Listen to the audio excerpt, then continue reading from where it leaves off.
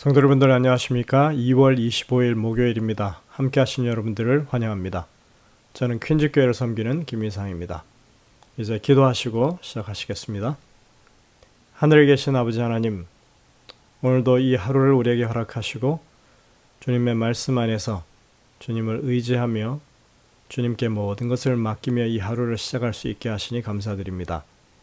저에게 지혜와 온전한 믿음을 허락해 주셔서 하나님의 말씀 안에 굳건하게 설 수 있도록 도와주시고 우리의 모든 하는 일 가운데 주님을 신뢰하며 주님의 뜻을 세우는 저희들의 삶이 되게 하여 주옵소서.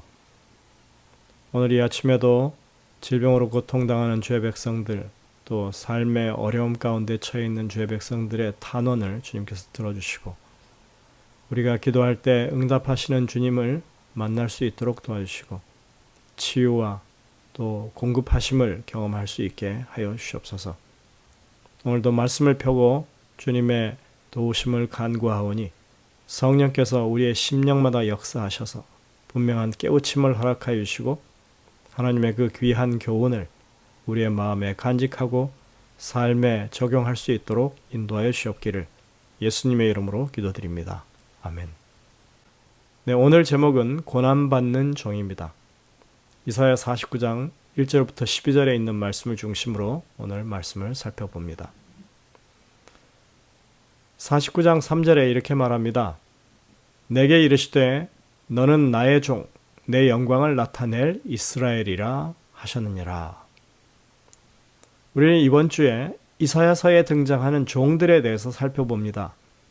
야곱이라 이름하고 이스라엘로 불리우는 하나님의 백성들이 그 첫 번째 하나님의 종으로 소개됐습니다. 그리고 두 번째 종은 하나님께서 이스라엘 민족을 구원하기 위해서 세우신 이방왕 고레스였습니다. 그리고 마지막으로 이사야서에 나오는 이름 없는 종, 고난받는 종으로 나오는 여호와의 종에 대해서 오늘 저희가 살펴봅니다. 사실 오늘 이 여호와의 종이 성경이 말하고 있는 오리지널 여호와의 종입니다. 그 종은 바로 메시아의 신 예수님입니다.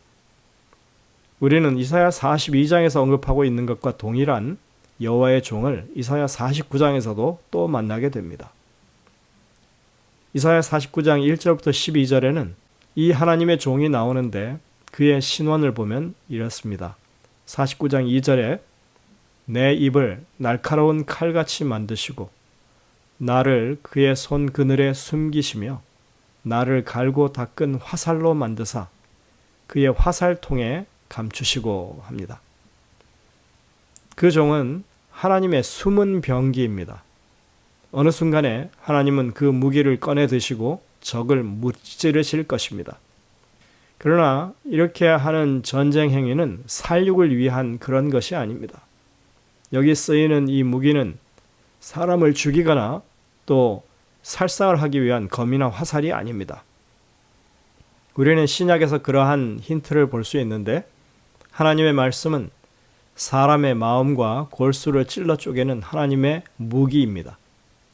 주님의 말씀은 사람의 마음과 생각과 뜻을 판단하고 밝히 드러내는 도구입니다. 여기에 표현한 내 입을 날카로운 칼같이 만드시고 한 이 부분은 요한계시록 2장에서 예수님의 입에서 검이 나오는 그런 말씀과 비슷합니다. 요한계시록에는 그 외에도 예수님의 입에서 검이 나오는 그런 표현들을 여럿 쓰고 있습니다. 버가모 교회에 보내는 편지에서 니골라 당의 교훈을 지키는 자들에게 이렇게 말씀하죠. 그러므로 회개하라. 그리하지 아니하면 내가 내게 속히 가서 내 입의 검으로 싸우리라. 계시록 2장 16절에 이런 말씀이 있습니다. 이 칼에 대한 말씀은 하나님의 말씀 대신 예수 그리스도를 적절하게 묘사하는 것입니다. 또한 열왕기하 13장에 보면 화살이 구원의 화살로 묘사되기도 합니다. 요아스 왕이 엘리사를 찾아가서 아람과의 전쟁에 대한 하나님의 뜻을 받을 때 요아스에게 활을 쏘게 한 후에 엘리사가 이렇게 말합니다. 엘리사가 이르되 이는 여호와를 위한 구원의 화살, 곧 아람에 대한 구원의 화살이니 왕이 아람 사람을 멸절하도록 아벡에서 치리이다. 열왕기하 13장 16절의 말씀입니다. 성경에서 하나님의 구원은 화살에 비유되는 것입니다.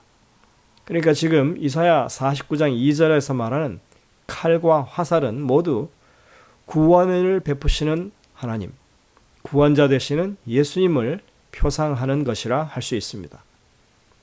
그리고 이제까지 이름 없는 종이었는데 이 49장에 와서는 그 종의 이름을 이스라엘이라고 부릅니다. 그리고 그에게서 하나님이 영광을 받으실 것이라고 말합니다.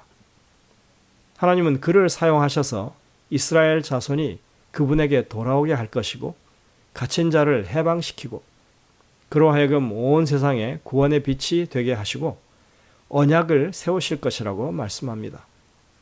이런 묘사들은 이사야 42장에 나오는 이름 없는 종의 모습과 많은 면에서 겹치고 있습니다.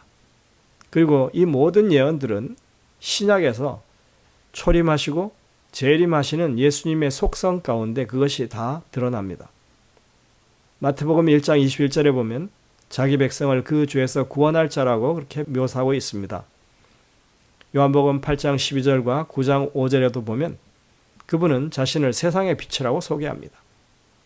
요한복음 17장 1절부터 5절에 보면 그분은 하나님의 영광을 드러냈다고 말합니다. 계시록 1장 16절, 2장 16절, 그리고 19장 15절에 보면 우리가 아까 말했듯이 예수님의 입에서 좌우의 날선검이 나와서 이 땅을 다스리고 치는 그런 모습이 나옵니다. 이것은 계시록에서 예수님을 묘사한 아주 중요한 특징 가운데 하나입니다. 그러니까 이사야 49장의 여호와의 종으로 묘사되어 있는 이 모든 특징은 다 예수님을 향하고 있다고 하는 것입니다. 그리고 49장에서는 이 종의 이름을 이스라엘이라고 합니다. 49장 3절입니다. 이르시되 너는 나의 종이요 내 영광을 내 속에 나타낼 이스라엘이라 하셨느니라. 다른 곳에서는 하나님의 종으로서 유대민족을 이스라엘 또는 야곱이라고 하는 이름으로 불렀습니다. 그러나 여기에서는 이스라엘이라고 하는 이름만 언급하지 야곱이라고 하는 평행 구절이 등장하지 않습니다. 따라서 이사야 49장에 나오는 여호와의 종은 메시아의 신 예수 그리스도를 상징하는 그런 이름인 것입니다. 여기서 이 이름은 이스라엘이라고 하는 이름을 가지고 하나님의 영광을 드러내는 데 실패한 유다 족속 대신에 그 백성을 하나님께 회복시키는 종으로서 그리고 하나님의 영광을 드러내는 종으로서 이스라엘이라고 하는 그런 이름을 붙인 것으로 볼 수 있습니다. 여기서 이 종은 이스라엘 민족의 전형이자 상징입니다. 이스라엘을 대신해서 하나님의 영광을 드러내는 존재인 것입니다. 그분이 진정한 이스라엘이 되셔서 그 사명을 완성하실 것임을 말하고 있습니다. 그리고 이사야 49장의 여호와의 종은 이제 그 사역에 있어서 특수한 면이 보이게 됩니다. 이사야 49장 4절 7절에 보면 그 종의 임무와 관련된 첫 번째 암시가 주어집니다. 그것은 그의 고난과 죽음을 암시하는 표현들입니다. 다니엘 9장 26절에 나오는 것과 같은 그런 맥락의 기별입니다. 다니엘 9장 26절에서 기름 부음 받은 자가 끊어져 없어질 것이라고 그렇게 말했던 것처럼 그는 여기서 이렇게 말합니다. 내가 헛되이 수고하였으며 무익히 공연히 내 힘을 다했다. 49장 4절에 이렇게 탄식합니다. 그러나 그는 정령이 나의 신원이 여호와께 있고 나의 보응이 나의 하나님께 있다고 4절에 말하고 있습니다. 그리고 믿음을 굳게 잡는 모습을 보입니다. 그 종은 또 이렇게 묘사됩니다. 49장 7절입니다. 사람에게 멸시 당하는 자, 백성에게 미움을 받는 자, 관원들에게 종이 된 자라고 묘사됩니다. 이것은 이사야 53장에서 고난받는 종에 관한 묘사와 정확히 일치하는 말씀들입니다. 그리고 우리는 이러한 특징들이 이사야 42장에서도 나오는 그런 특징들과 조화를 이루는 것을 볼 수 있습니다. 42장 2절에 이렇게 말합니다. 그는 외치지 아니하며 목소리를 높이지 아니하며 그 소리를 거리에 들리게 하지 아니하며, 그리고 이어서 4절에서는 그는 쇠하지 아니하며 낙담하지 아니하고 세상에 정의를 세우기에 이르리니 섬들이 그 교훈을 앙망하리라, 이렇게 말하고 있습니다. 이 모든 표현된 내용들은 모두 다 예수님의 낮추심과 그의 고난의 삶을 이야기합니다. 그러나 그분은 결코 쇠하지 않고 낙담하지 않고 세상의 정의를 세우실 것이라고 그렇게 말하고 있습니다. 그리고 우리가 이사야 49장에서 이제 이어지는 말씀들 속에서는 놀랍게도 그에 대해서 열왕이 일어서며 방백들이 경배할 것이라고 하나님께서 그것을 보장하고 있는 것을 봅니다. 엘렉 모티에는 이런 말을 했습니다. 결국 이사야는 진짜 인간의 본성을 가지고 우리처럼 시험을 받되 더 이상 아무것도 소용없어 보일 때 나의 하나님을 찾을 수 있는 진정한 믿음의 창안자요 완성자임을 스스로 증명했던 한 사람의 종을 미리 본 것이다, 이렇게 표현하고 있습니다. 예수님의 생애를 정확하게 잘 묘사했다는 것이죠. 주님은 이 땅에 오셨을 때 아무도 그를 인정해 주지 않는 그런 상황 가운데서 일하셨습니다. 평생을 일한 것이 허지가 된다고 생각해 보십시오. 그 실망감이 얼마나 크겠습니까? 내가 헛되이 수고하였으며 무익하게 공연히 내 힘을 다했다는 이 표현은 십자가에 의해서 죽음을 목전에 둔 예수님의 모습을 연상시킵니다. 많은 사람들이 예수님의 죽으심이 승리라고 보지 않았습니다. 누가 봐도 그것은 패배였고 실패였습니다. 그는 사람에게 멸시를 당하셨고 백성들에게 미움을 받으셨고 관원들이 함부로 대해도 되는 그런 종과 같은 사람이었습니다. 도대체 그의 생애를 우리가 훑어볼 때 어느 면을 봐서 그가 이스라엘을 구원할 자, 그리고 수천 년 이스라엘이 고대하던 구원자의 모습을 우리가 볼 수 있겠습니까? 유대인들은 아마도 도무지 이해할 수가 없었을 것입니다. 오늘 영감의 교훈에 보면 그들의 그 당시 심정을 우리가 느낄 수 있습니다. 시대의 소망 78쪽에 있는 말입니다. 랍비들은 메시아가 강림하시면 유대 나라는 놀랍게 높임을 받을 것이라고 말했다. 그러나 예수께서는 이사야의 예언을 제시하시고 그들에게 하나님의 어린 양의 고난과 죽음을 예시하는 그 성경절들의 의미를 질문하셨다. 박사들은 예수에게 질문의 화살을 돌렸는데 그들은 그의 대답에 놀라지 않을 수 없었다. 유대인들은 자기 민족을 외세의 그 압제에서 구원해 줄 그런 메시아를 고대하고 있었습니다. 그것이 그들의 메시아관이었습니다. 왜냐하면 그들이 진정 구원받을 하나님의 백성이라고, 그들만이 구원받을 수 있는 백성이라고 여겼기 때문입니다.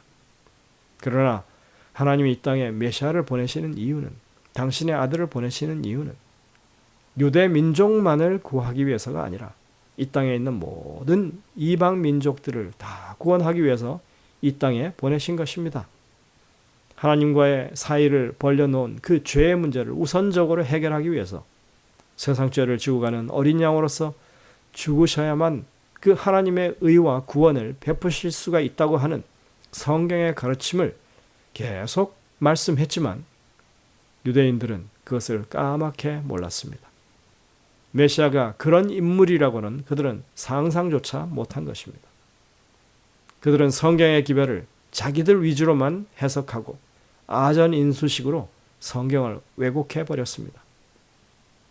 우리가 이번에 이사야서를 통해서 배우는 모든 교훈들은 이스라엘 백성들이 얼마나 성경으로 볼 때 말씀에 불순종하고 말씀을 왜곡하고 하나님의 뜻에 무지했는지 우리가 알게 되는 것입니다.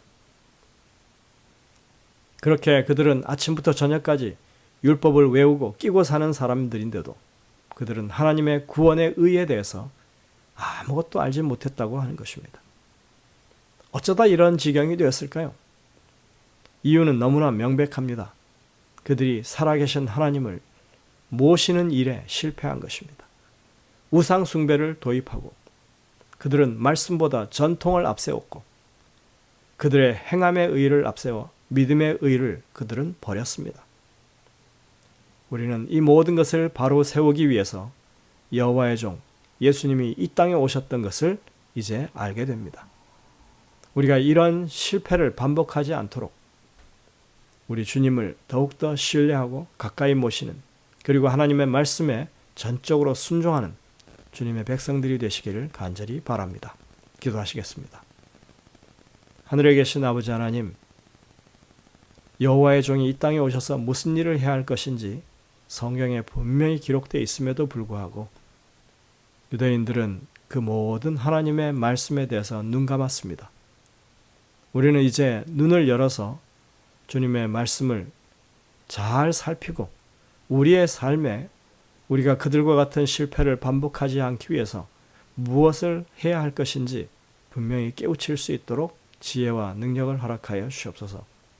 그래서 늘 주님과 함께하며 주님의 뜻을 진행하며 주의 영광을 드러내는 우리의 삶이 될 수 있도록 인도해 주시옵기를 예수님의 이름으로 간절히 기도드립니다. 아멘. 네, 여러분들 오늘도 이 주신 말씀들을 깊이 묵상하면서 주님의 음성을 듣게 되시길 바랍니다. 저희들은 내일 다시 뵙겠습니다.